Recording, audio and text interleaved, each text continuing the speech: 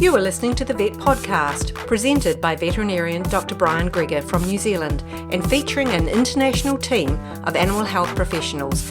Join us as we discuss pet health issues from around the world.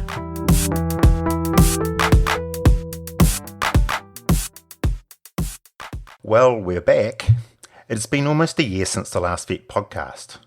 We are still sponsor free. That is code for if you have an animal-related business and want exposure, contact us. We are also looking for new correspondents, so if you are a veterinary professional, nurse or vet, message us. Either email vetpodcast@gmail.com or through the Vet Podcast Facebook page. In this episode, we look at something right under our noses, cat's whiskers. We discuss the strain of being an after-hours vet, and we have a better work story.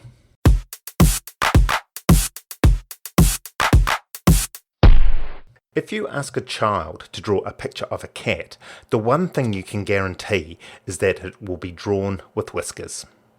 It is virtually impossible to visualize a cat without whiskers, just as it is impossible to think of an elephant without a trunk. Whiskers are much more than just a cat fashion statement though. They are an amazingly efficient sensory apparatus. At first glance, whiskers, or vibrissae as they are correctly known, really just look like large hairs, but this is pretty well where the similarity ends. If you look closely, the first thing you may notice is that the whiskers are thicker and stiffer than normal hairs. The hairs themselves contain no nerves, but you will notice that the base of the hairs sit in an area that almost appears swollen. This consists of modified hair follicles that contain a capsule of blood and a large number of nerve endings. These nerve endings have been found to stimulate an area of the brain that gives an almost three-dimensional view of the surroundings. The hairs also go into the skin about 3 times further than normal hairs. Adding to the thickness of the skin at the base of the whiskers are highly developed sheaths of muscles. These give the whiskers the ability to move forward and back, an ability that normal hairs don't have.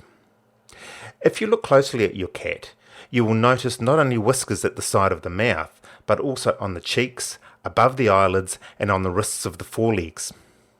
These different areas of whiskers have the ability to move independently. These factors all give the whiskers the ability to be highly sensitive organs, not just with the ability to feel physical objects, but also able to detect slight changes in air movement. So, what do cats use their whiskers for? As an inquisitive youngster, I remember asking my mum exactly what we are discussing here. Why do cats have whiskers? Her answer to me was that the whiskers are as wide as the widest part of the cat's body and let him know whether or not he can fit through a hole. Now it turns out that her answer was more or less correct. Cat whiskers in most breeds are about the width of the widest part of the body, and yes, one of their functions is exactly as Mum suggested. Cats use their whiskers for hunting, especially at night time. When a cat cannot see its prey, it surrounds the prey with its whiskers, almost like a basket, and in doing so can establish the exact position and the orientation of its prey. There is also some evidence that at nights cats can negotiate objects by detecting slight air movements around the objects without actually touching them. It is also suggested that cats use their whiskers for communication. Again, take a close look at your cat's whiskers. Whiskers pulled tightly back on the face indicate an angry cat. When they are pointing slightly forward and down from the face, the cat is relaxed and happy, and when hunting or feeling aggressive, the whiskers point forward and are tense. Another piece of advice I can remember my mother giving me was not to cut a cat's whiskers, because if I did, they would not grow back again. I'm not sure whether she caught me in the act after the event or whether she just had an inkling. Anyway, Mum had the right sentiment, but unfortunately was factually incorrect. Although you should never cut a cat's whiskers off purposefully, this would be similar to having a blindfold placed over your eyes. Whiskers grow back just as normal hairs do. Now, a practical consideration relating to the cat's whiskers is the size of your cat's feeding bowl. Make sure you supply your cat with a good wide bowl. And one final point about cat's whiskers. Finding a cat's whisker is supposed to bring good luck, just as it is finding a 4-leaf clover. I will let you be the judge of that.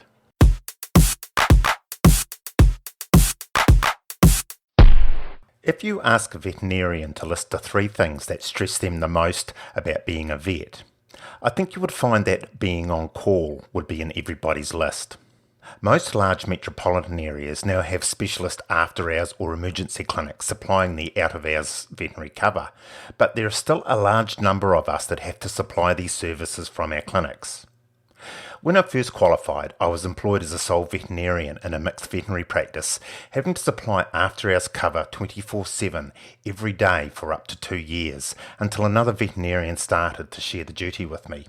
I have to admit that this was so hard. Luckily, now I am on a much less onerous roster, only having to do an after-hours weekend shift 3 to 4 times a year and cover a weeknight perhaps once every 2.5 weeks. Now, if you are a veterinarian, I am sure you will relate to the following points, and if you are an animal owner, perhaps this may explain why the vet you call out after hours appears a little strung out. Personally, it isn't the veterinary work that gets me. I actually quite enjoy the buzz of treating emergencies. In fact, what is even better is that I can work at the clinic only having to focus on my trained job as a veterinarian and not have the other distractions of running a business to consider. What does get me though are the limitations being on call puts on us. Firstly, there are the limitations placed on you as to what you can do and where you can go.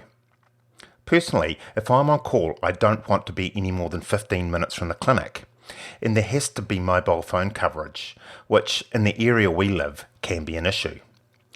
You have to be prepared to drop whatever you are doing and head to the clinic, so you are severely limited to the tasks you can undertake at home. Think about the limitations. You aren't left with too much more than reading a book. It is also hard on the family. Will I be home for dinner? Will I get called away after visitors have arrived? No thank you, I can't have a wine with dinner, I may have to go back to work. Even more frustrating is not being able to go to the cinema or restaurant for fear of being called away. If we go out, often we take 2 cars in case I get called out. Something I find personally is that I don't sleep that well when I'm on call. There is always one ear expecting the phone to ring, and it usually does just as you are falling asleep. In most practices, and we are no different, if you are on call for the night, you still have to rock up bright-eyed and bushy-tailed the next morning for your normal clinic duties, even if you have spent most of the previous night working. An issue mentioned by some vets is safety, especially for female vets. Often they are expected to head down to the clinic in the middle of the night, not really knowing who they are meeting. I know some clinics do have procedures in place to minimise the risk here. After hours, it is unusual to have the full clinical team present.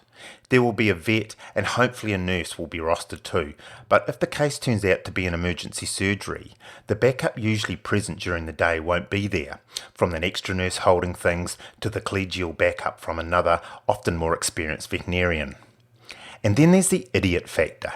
We see it time and time again. An owner will present with an animal that is very sick on the weekend. When you get the history, often they have been sick all week, but the owner hoped they would get better by themselves, or I didn't have the money to bring it in. This brings us to an interesting point. Have you ever tried to get a plumber on a Sunday afternoon? Firstly, they are likely to tell you that they are unavailable, or if they do come, you will have to remortgage the house to pay for them.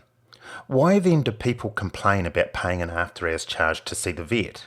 Yes, in most countries we are obliged to see the animal, if not legally, at least morally. No vet wants to see an animal suffering.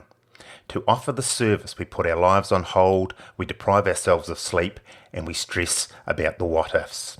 Please don't take this as a reason not to see your vet after hours. We would much rather see a really sick animal at 2 in the morning than undertake a post-mortem at 9. But if your vet looks a little bit frazzled, hopefully you can understand why.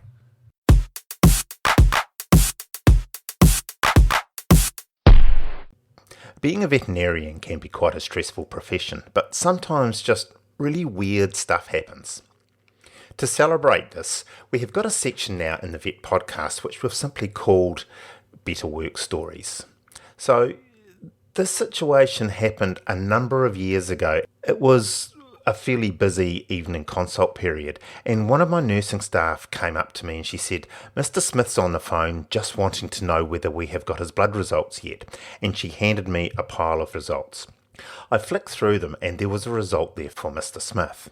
I had a look at them, took a deep breath and picked up the phone. So the conversation went something sort of like this. It was, "Oh, Mr. Smith, I've had a look at the blood results and to be truthful, they don't actually look particularly good." There was a bit of a grunt on the other end of the line. "Look, I'll be truthful with you," I continued. "The blood results indicate that we have got severe kidney failure, which unfortunately we have no permanent cure for. At the most we can extend life for a few weeks, but honestly, I really think that we should be considering euthanasia." I was hit by a wall of silence, and then a weak voice came back. "Can you do that?" "Yes, and in this case I really think it is the best course of action, as kidney failure is a really miserable disease. But look, come down to the clinic and we can discuss it tomorrow." "So, are you really sure of the diagnosis?" "Unfortunately, there is no doubt. Look, come down and we can go into it in more detail tomorrow." "I'm sorry," he said. "It's this whole euthanasia thing. I'll have to talk to my wife and my family. I'm afraid it's something that we have just never considered before. I mean, it's an enormous decision to make. To be truthful, I'm actually amazed that you can make this diagnosis just on a single test for cholesterol."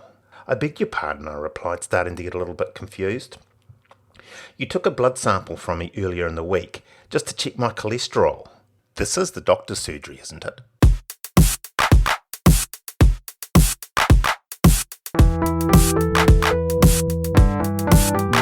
You have been listening to the Vet Podcast.